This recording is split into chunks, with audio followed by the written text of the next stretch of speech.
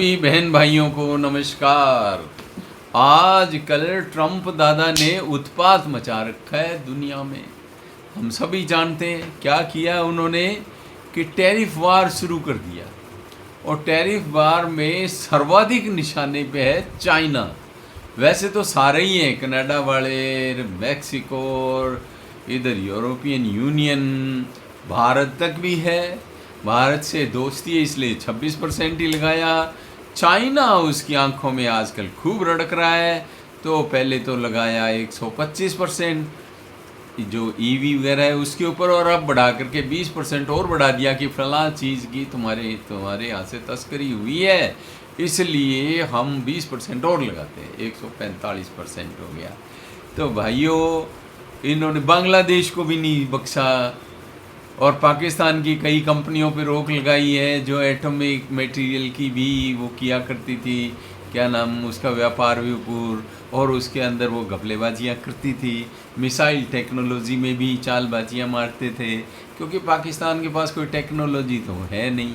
अब क्या हुआ भाइयों कि इससे जो टेक्सटाइल और वस्त्र उद्योग, कॉटन उद्योग है, उस क्लॉथ वाला काम है, उसके ऊपर जो चाइना और बांग्लादेश भारत के प्रतिद्वंदी हैं उन पे ज़्यादा बुरा असर पड़ेगा, भारत पे कम पड़ेगा। तो भारत से लोग कह रहे हैं कि तुम्हारे तो दोस्त था ट्रम्प, तो दोस्त था तो दोस्ती निभाई है ना। चाइना के कितना ठोका है देखो। और इस वैसे ऑल ओवर वर्ल्ड ही उसने उत्पात मचा दिया, लेकिन ये भी है कि 75 देश उससे वार्तालाप करने के लिए तैयार भी हो गए हैं।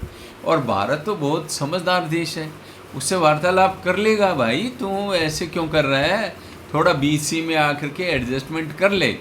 चाइना तो उसकी आंख में रड़क रहा है, रशिया रड़कता है, चाइना रड़कता है, क्योंकि वो इसके प्रतिद्वंदी पक्के ही हैं। क्योंकि रशिया यदि आर्थिक रूप से मजबूत, अभी तो कोई होने की संभावना नहीं है उसकी, क्योंकि यूक्रेन के साथ लड़ाई में उसके बेचारे को काफ़ी हालत ख़राब कर दी इन्होंने। नुकसान तो होता ही है ना लड़ाई में। अब बच गया चाइना, चौधरी है अमेरिका दुनिया का, तो दूसरा चौधरी वो कैसे सहन करे। चाइना की आर्थिक प्रगति भी बड़ी तेज़ी से हो रही है, मैन्युफैक्चरिंग सेक्टर भी बहुत अच्छा है, और मतलब अमेरिका को टक्कर देने वाला देश तो यही है। रशिया तो पीछे रह गया। तो अब क्या है, जो टक्कर देगा चौधरी को, तो लड़ाई तो चौधराट की है। अब अमेरिका इसके साथ लड़ेगा, और ये लड़ाई यहीं ख़त्म नहीं होगी। इनका एडजस्टमेंट होने के बाद भी कोई और मुद्दा ढूंढ लेगा वो। चाइना को ठिकाने लगाना है, ईरान को ठिकाने लगाना है, क्योंकि वहाँ एटम बम बनने नहीं देना इसराइल ने और अमेरिका ने मिल करके, क्योंकि वो भी एक बड़ा उत्पाती देश है, वो इस्लाम वाला कीड़ा उसके भी घुसा हुआ है। तो एक तो चाइना को इसने ठिकाने लगाना है, तो उससे भारत को अवसर अच्छा मिलता है।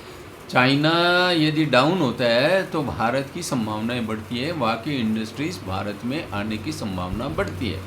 अभी तो यूनिफॉर्म जो टैरिफ है 10% 90 दिन तक, क्योंकि अभी इसने थोड़ी राहत की सांस दी है, तो वो लागू होगा।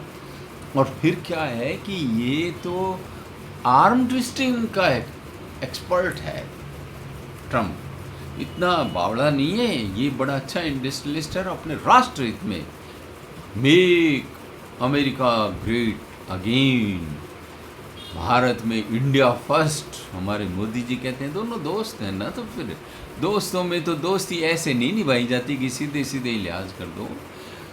चाइना को डाउन करो, वहाँ की इंडस्ट्री यहाँ आ जाए। बांग्लादेश के मामले में भारत को फ्री हैंड दे दो, कहा भी था ना कि बांग्लादेश को तो भारत देखेगा, एक लेक्चर के दौरान वो जो कॉन्फ्रेंस हो रही थी। तो बांग्लादेश के मामले को हमें निपटने दो, कश्मीर के मामले को हमें निपटने दो, बीच में टांग मत अड़ाओ, और इधर चाइना को डाउन करो, क्योंकि चाइना हमारा दुश्मन देश है। चाइना हमारे साथ कंपटीशन करता है, और चाइना अब करेगा डंपिंग, क्योंकि वहाँ उसका माल महंगा हो जाएगा, अमेरिका में वहाँ जाएगा नहीं। तो भारत को भी बच के रहना चाहिए और दूसरे देशों को भी बच के रहना चाहिए। डंपिंग की पॉलिसी अपनाएगा अपने मटेरियल माल को खपाने के लिए।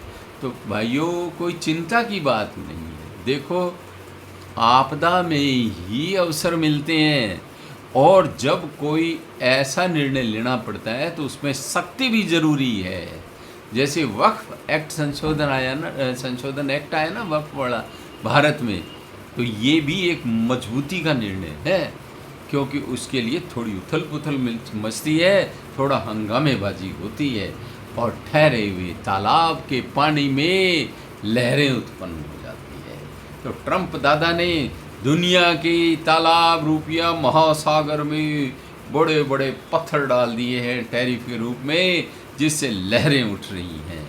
लहरें जीवन की निशानी है, और समस्याएं ही आगे उनके समाधान जो समस्याओं में ही मौजूद रहता है उसके मार्ग को प्रशस्त भी करती हैं, और उसमें अवसर भी मिलते हैं। भारत को अवसर का फ़ायदा उठाना चाहिए। मैं इसे एक अच्छा अवसर मानता हूँ। भाइयों, आप लोगों ने सुना, पसंद आए तो लाइक शेयर एंड सब्सक्राइब कर देना, अपने कमेंट भी कर देना। ज़्यादा टेक्निकल बातों में जाने से क्या होता है कि मूल मुद्दा समझ में आना चाहिए। बाकी यदि बैठ करके जोड़ बाकी करने लगो तो मतलब सुनने वाला बोर, बोलने वाला बोर, तो मूल समस्या समझ में आनी चाहिए। तो कमेंट वगैरह भी दे देना और बता देना भाई ठीक है, या संतुष्ट हो या असंतुष्ट हो, दोनों। पुनः धन्यवाद।